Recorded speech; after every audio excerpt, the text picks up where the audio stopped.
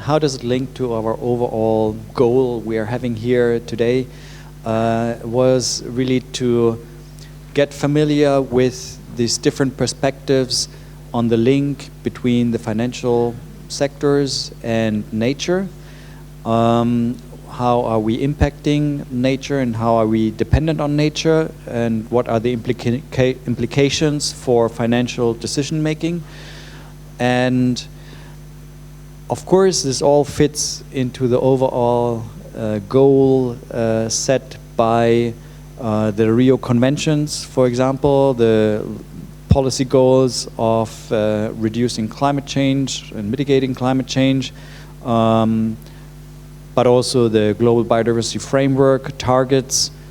And actually within the GBF targets, there's the clear target for the national accounting of biodiversity and ecosystems, and to assess these national accounts, to integrate them into national reporting, such as linked to GDP. And then there's target 15, clearly linking to financial institutions, to corporates, to address and disclose impacts and dependencies on nature. And I hope the practical examples from this morning illustrated a little bit what this is about, how this is relevant. And now in the following session, we will give it a bit more of a structure, linking it back to the Rio Conventions, but also looking forward to the Task Force on Nature-Related Financial Disclosure Framework that is more explicit about how to structure these assessments and disclosures. And this is then followed by an exercise using the open source tools, the tool Encore, that was also underlying a few of the analysis I was showing this morning, looking at the dependencies of financial institutions and sectors on nature, but also their impacts. And these kind of tools have been applied in a wide range of financial sector applications. And we hope with these practical insights, you get something concrete, applicable tools at your hand with which you can go back and see how such analysis can inform also some screening, some assessments within your own institutions.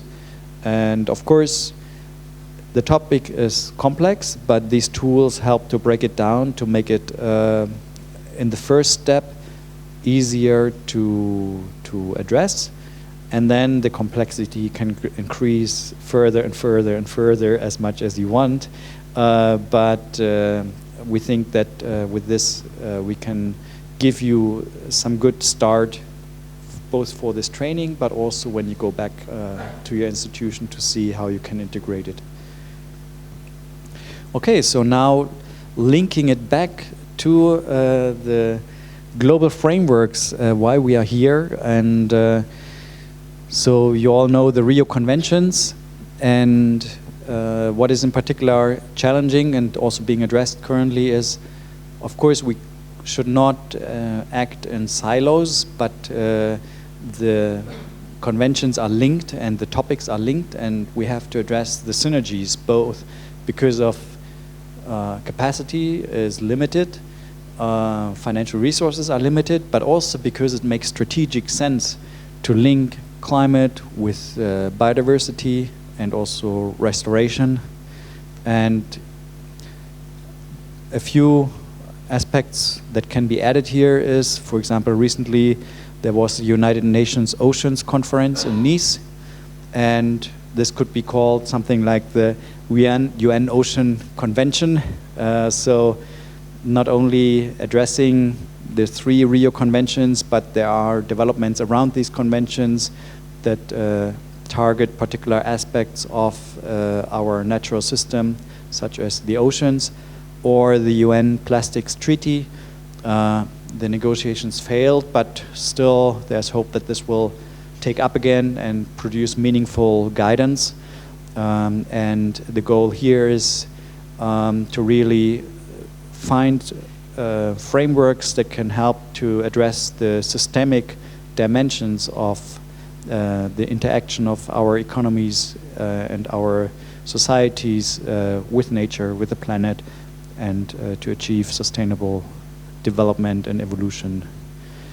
And the scientific basis for this is provided, of course, by the IPCC for climate and IPBES, Intergovernmental Platform on Biodiversity and Ecosystem Services. And these scientific bases basically give the foundation for a lot of policies, targets, strategies that are being developed to address the implementation of the conventions. And of course, the economic aspects of these conventions have been also assessed. So for climate change, we had the Stern report in 2006 already. For the UNCCD, we have the Economics of Land Degradation Initiative. For the CBD, we have the Economics of Ecosystems and Biodiversity TEEB initiative, which I worked for, and the Economics of Biodiversity by the Dasgupta review. And basically, all of these assessments have shown that taking action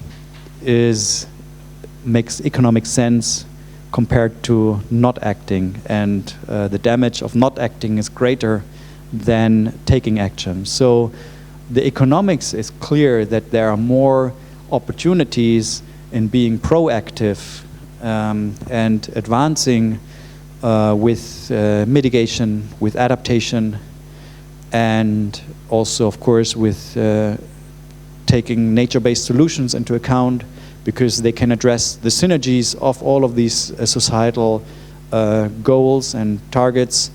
And so there's a lot of studies and arguments out there why it makes also economic sense to work with nature.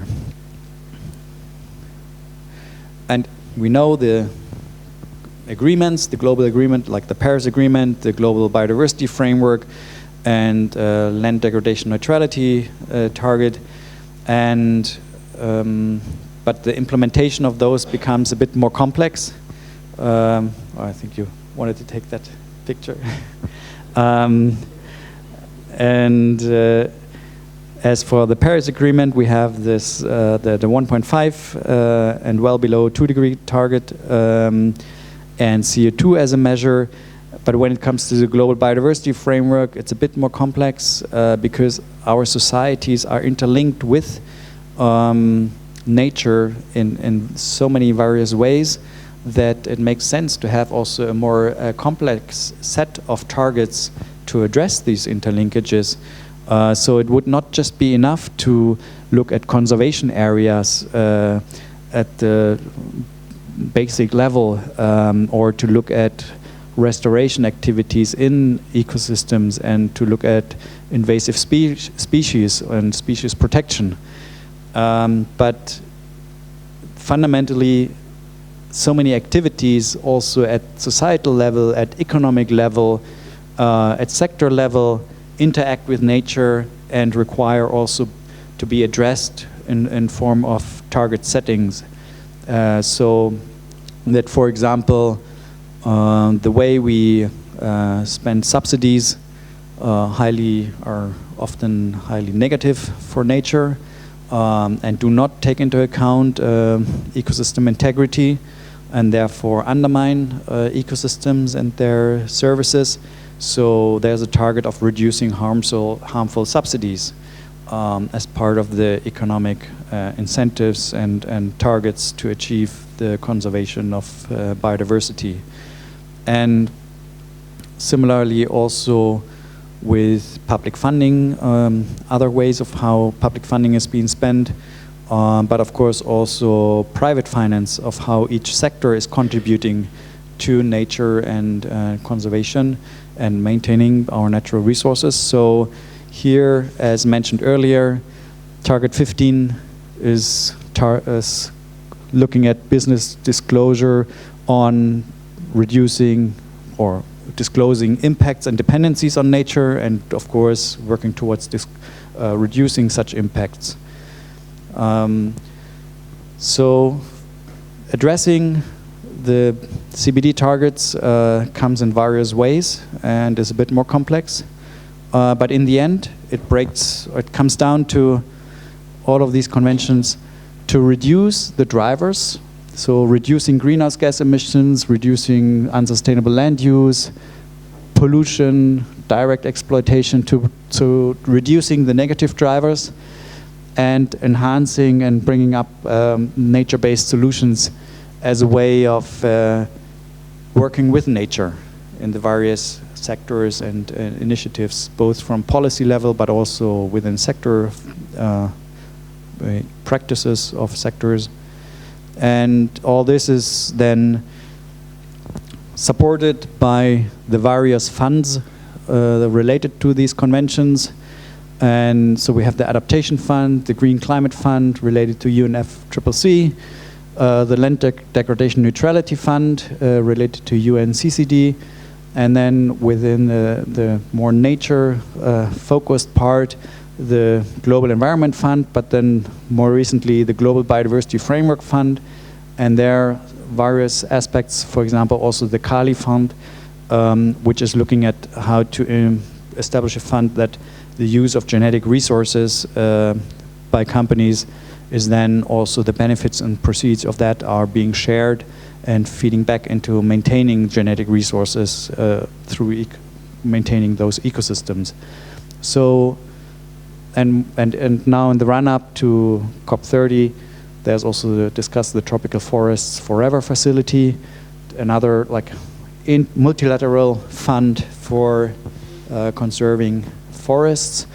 So there's a lot of activity from that funding side perspective, and in the end we can see that the activities they are financing are really cross-cutting, looking at different ecosystems, but also at mitigation and adaptation, and addressing pollution and restoration activities. So, and in the end, those activities, again, on the one hand, try to reducing the drivers, and on the other hand, enhancing the synergies and solutions.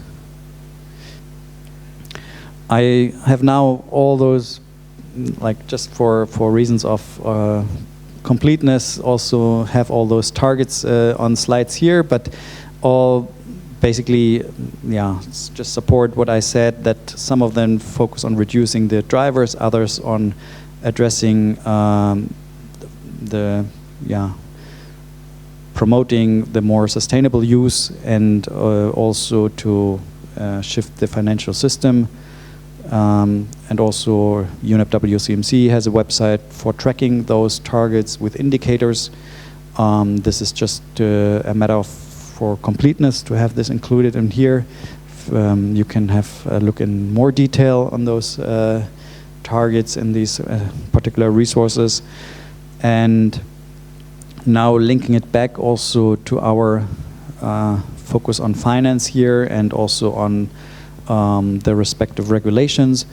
So target 15 is focusing on large companies and financial institutions assessing and disclosing impacts and dependencies.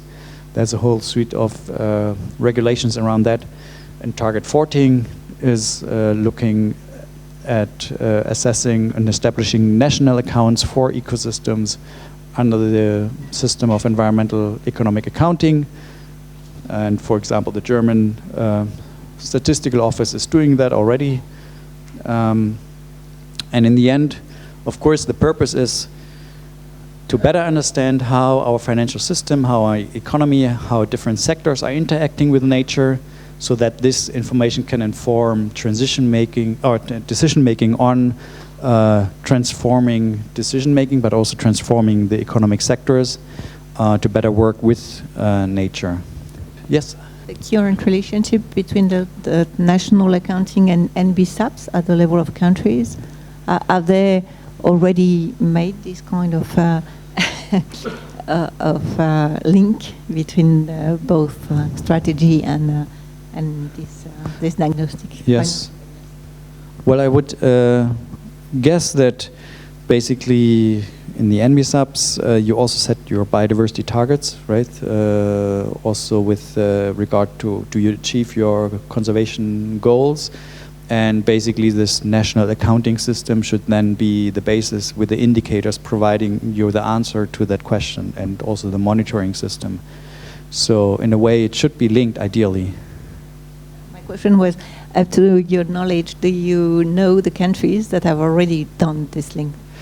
The number is between, like I think under the SIA accounting initiative of the UN Statistical Division, there are around 90 countries participating in this national accounting of ecosystems. And I think something like 40 to 50 countries are implementing the national accounting system. And it's of course evolving and growing. But that's a process that is ongoing. Yeah.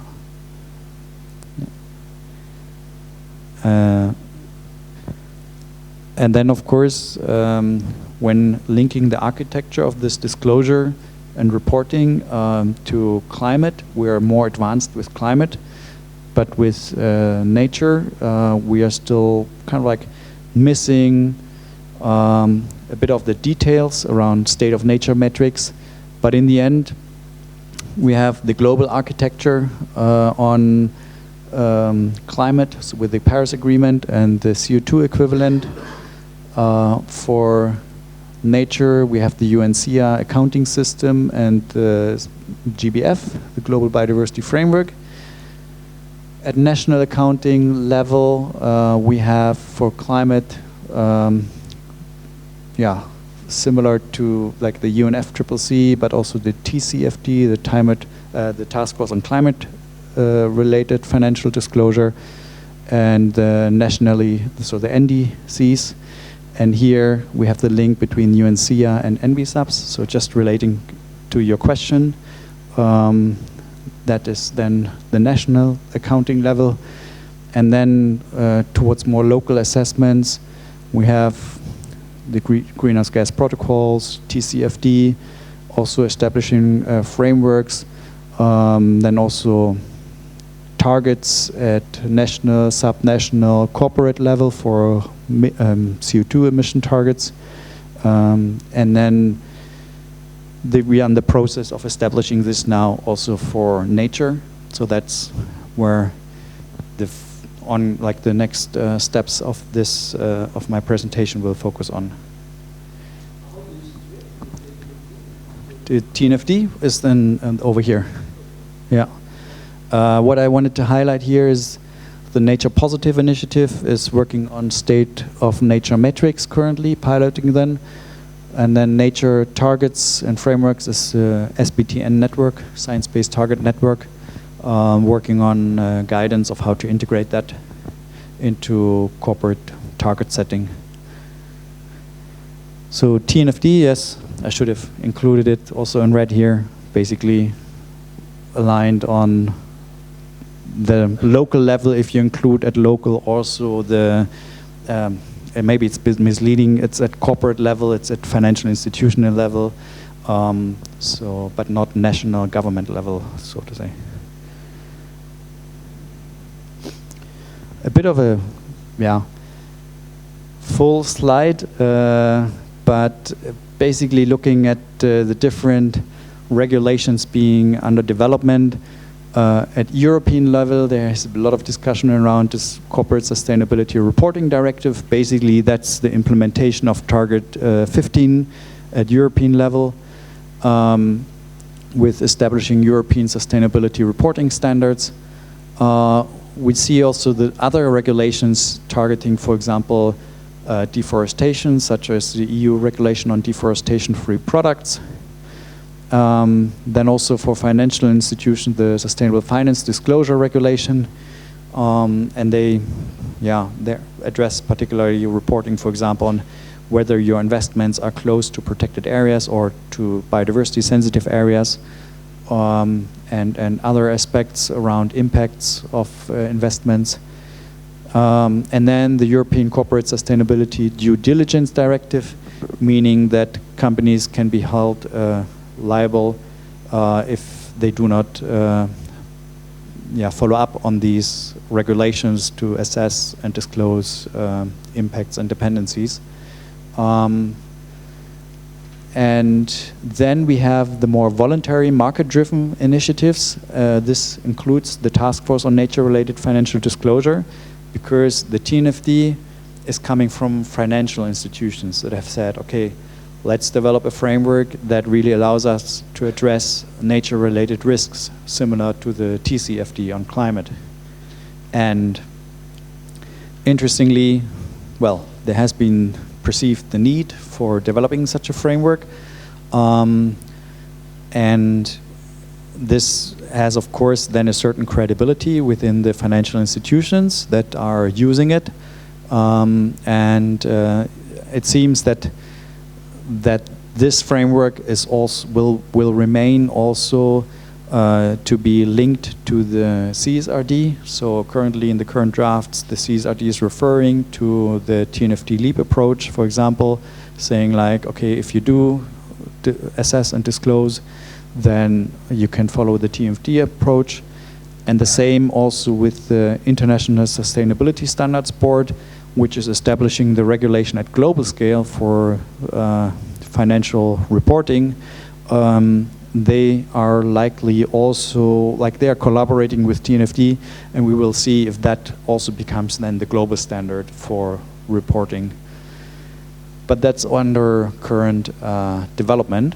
And then in between we have also other voluntary disclosure frameworks, such as the Global Reporting Initiative, GRI, and the Carbon Disclosure Project, CDP.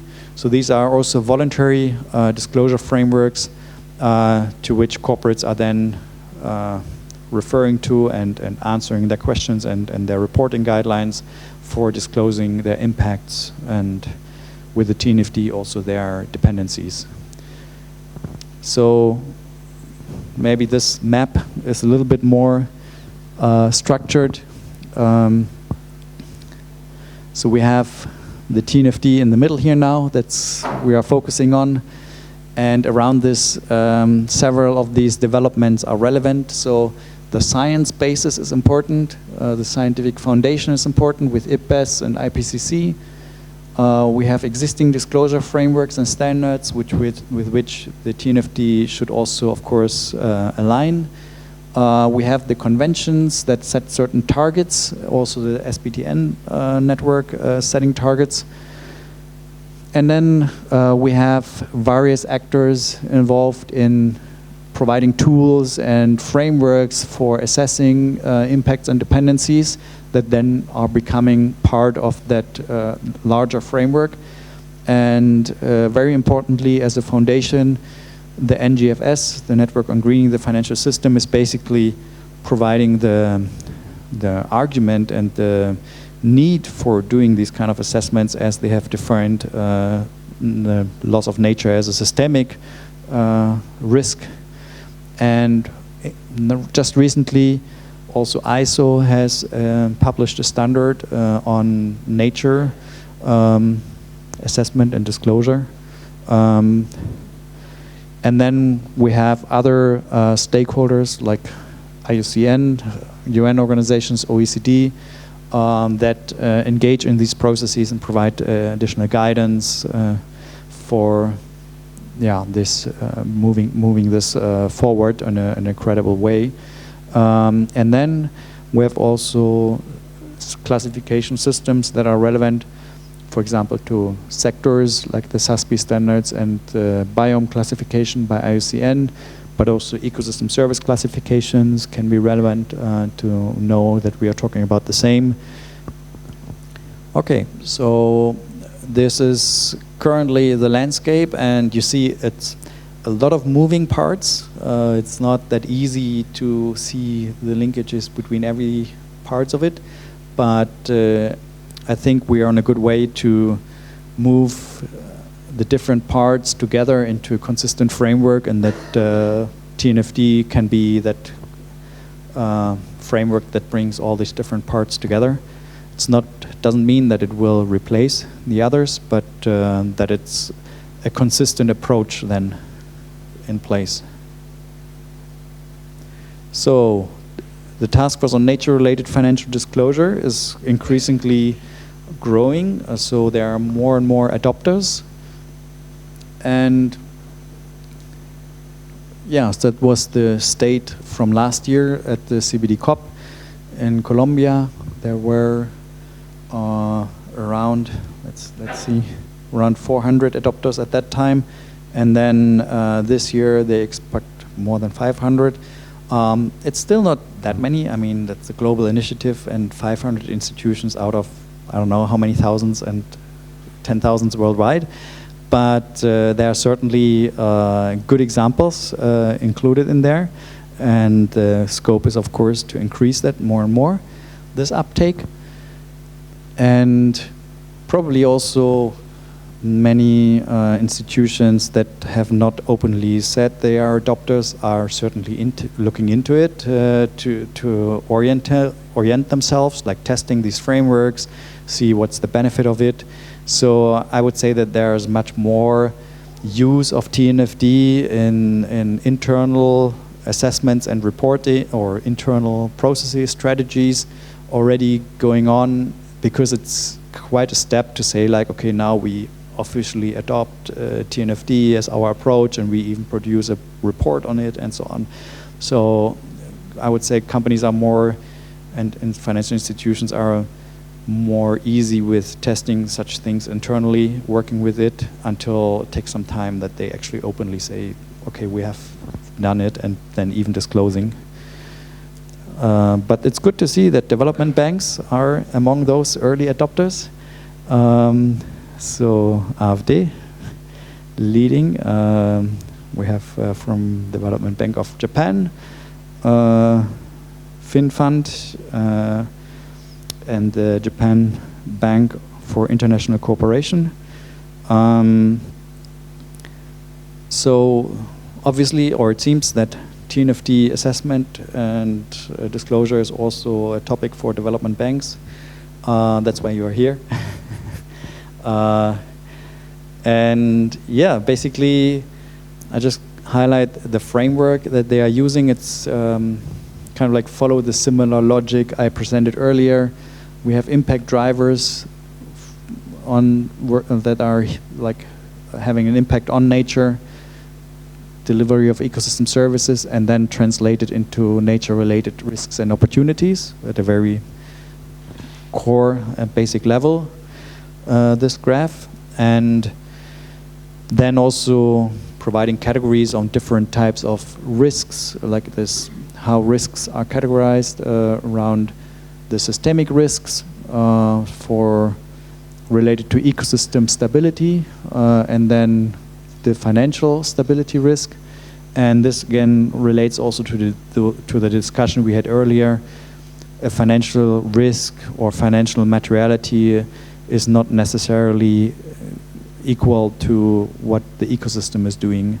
And with this example of pollination might be very, very important for us, but its financial materiality is perhaps not that big if you look at the overall portfolio, but still it doesn't mean that you can do without pollination.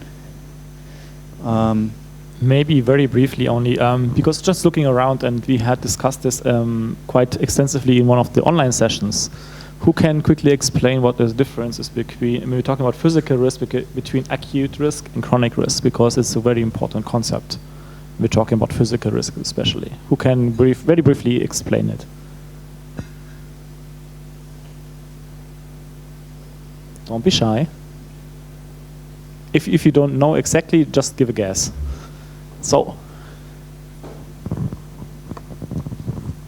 I think if I'm to make an example with water risks, the example that was given earlier of the automotive company that was located next to a lake, a river.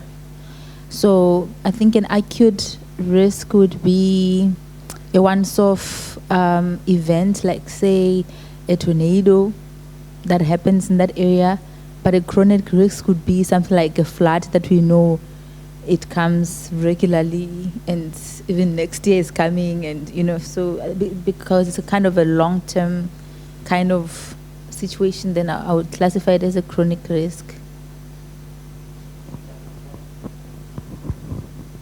Anyone else? An example, maybe? Sean, you were more or less about also to speak up. I think I would just echo what was just said exactly. I mean, acute risks, I would assume there are increasingly higher probabilities of stochastic instances, such as you could have flooding or you could have severe weather events. These are going to become increasingly more common, but are hard to predict and could arise at any time. And when they do, the impacts will be felt for that specific period, whereas the chronic risk be something like water supply, which is always going to be a problem, but it is something which we will have to deal with every single day. Exactly, I think you made the right point. So really, acute is something very concrete, as you just said by everyone, and then chronic is really over time, as you just said. For example, water scarcity, etc. It's not happening from one day to the other. It's slowly processed. When we're talking about climate change, for example, acute would be a heavy weather event or a strong weather event, and chronic would be a sea level rise. As an example. So it's important to understand these two. To distinguish between physical and the physical risk about acute and chronic. So just want a quick intervention. Thank you. Yes, thank you very much. And then, of course, I mean, assessing impacts and dependencies is a nice exercise, but what is critical that it's then translated into strategic planning and risk management, and eventually also that this is contributing to a transformation or transition plan, so that we're not just stuck at producing more information, but that this information is useful for decision making internally, but also overall when addressing nature risks. And I would say that when we assess these risks, it was mentioned earlier that from knowledge on the risk can lead to different risk strategies or risk management strategies. And what we should know is that not all risk management strategies are then in the end also again nature positive. So a company can also say, oh, I have large nature risks in one region. What do? Well, I shift my supply chain to another region, and maybe I have impacts there again on nature, but the risks for my supply chain is smaller, so that's why I do it. But the overall impact on nature might be the same or even larger. So we should not just assume that when companies are doing a TNFD assessment, that the consequence out of this is that the company in its decision making will become more sustainable or nature positive, or the outcomes can be very different. So it's important to have in mind also what's the overall direction of travel, what's the strategy at board level, for example. Is there really commitment to targets for related to GBF targets or for the Paris Agreement targets? Is there really a commitment within the company to make this kind of data then used within transition plans that are aligned with societal goals? So back to the Rio Conventions, for example, and their targets. So I think that is also important to keep in mind when addressing this. Okay. Thank you. Just back to what you just said. So how intentionality, I would say, of companies who are using TNFD methodology is measured to assess in their plan? And my second question is there precisely any idea or project to basically connect their assessment to, I would say, impact on the global stock of nature or something like that, just to basically connect individual plan at the global level with a broader picture of the stock or flows that currently exist? So the first question was on the intention, right? And the other one is, I don't know, any project or ongoing work to basically circumvent those bias of the methodology and to connect with the actual global stock. I would jump to this one. So these are the TNFD recommendations on disclosure, and they cover also governance, strategy, risk and impact management, and then the metrics and targets. So ideally, it would reflect the intention also of these assessments and what's the kind of like the leadership on board level also for the topic of nature.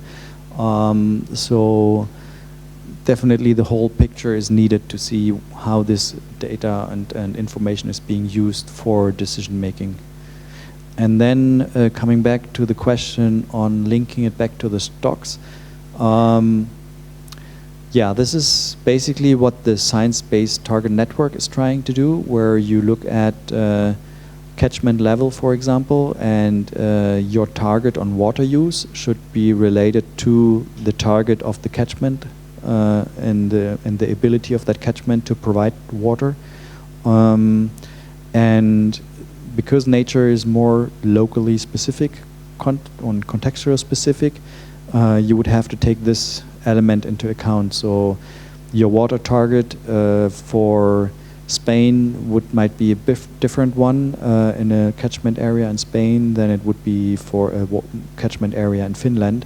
And if you happen to have a production site in that water catchment in Spain and in the other one in Finland, you would then set targets differently at site level. Ideally, that's the case of how to break down these overall impacts and dependencies onto the site level. Yeah.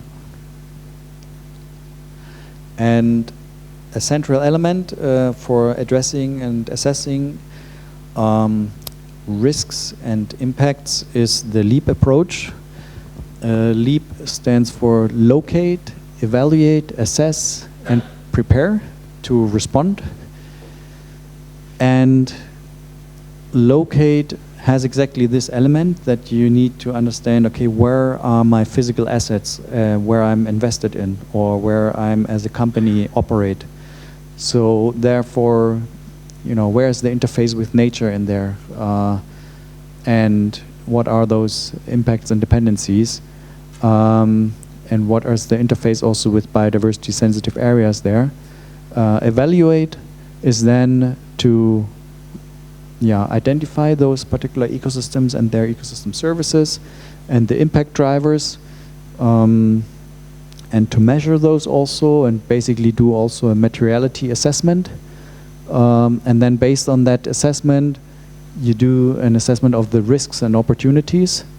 So what is needed in terms of mitigation of risks, but also opportunities for adjusting management practices, and basically also a prioritization.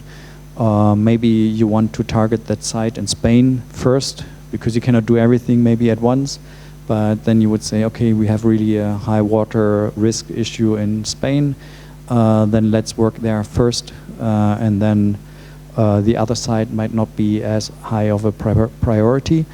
And then you allocate resources for developing further the strategy and the plan of how to address these risks, how to set targets, and then basically also the reporting.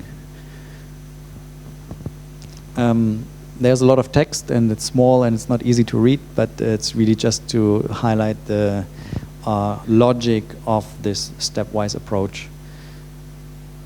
And I would say just some characteristics of that disclosure. Basically, it's when you look at a portfolio analysis, you want to identify what are key sectors you are exposed to with your portfolio that have high impacts or dependencies on nature. What are those locations of those assets?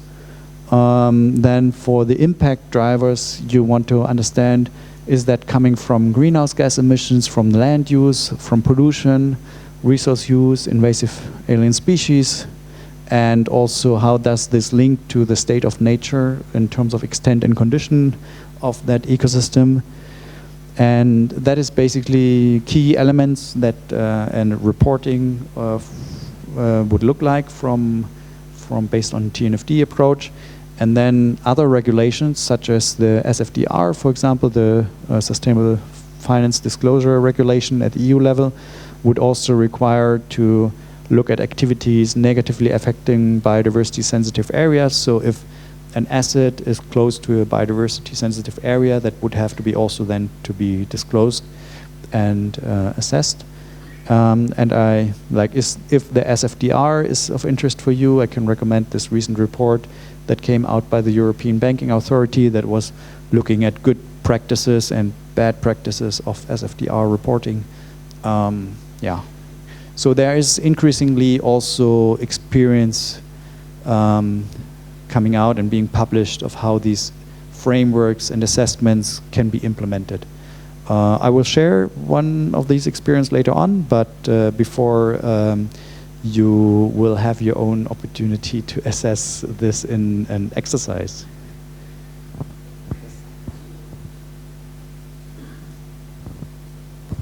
For a European bank, it is necessary to make the TNFD if it's not overlapping what is existing on the CRD or on even on the SFRD. I mean, this is something that I understand that TNFD is more voluntary process, and it's more adapted to the Anglo-Saxon like approach than having the enterprises to organize themselves and organizing some kind of reference versus the European approach, which is more based on regulation and the state's role on regulation.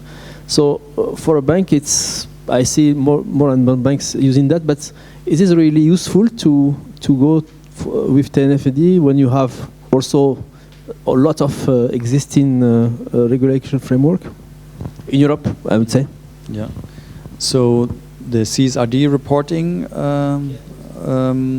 regulation is basically referring to TNFD as an approach that can be used.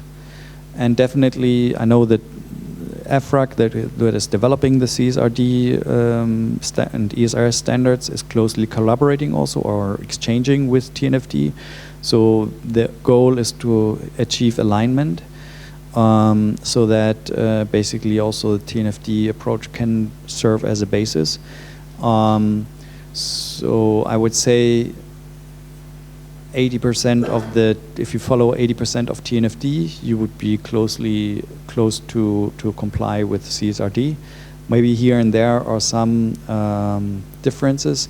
In particular, rather the CSRD is becoming a bit more weak, in particular when it comes to supply chains. The CSRD is currently more focusing on own operations and says, okay, for supply chains, you can look into it, but you only have to disclose your policies of how you're addressing supply chains and not do this assessment for your entire supply chain. And the TNFD recommends actually to do it also for your supply chain. But of course, it's voluntary. But I think the whole exercise, if you want, gains so much more insights if you include the supply chain, because that is often where a lot of those impacts and dependencies lie. And if you want to use that as a strategic tool for your decision making, then I don't see why one would exclude supply chains. And of course, then SFDR has some particular requirements that are not covered by TNFD, but there's also the sector guidance by TNFD for financial institutions where they address this, for example, how SFDR reporting can be included, or what else should be included when complying with SFDR reporting. Yeah. I hope that answers. Yeah.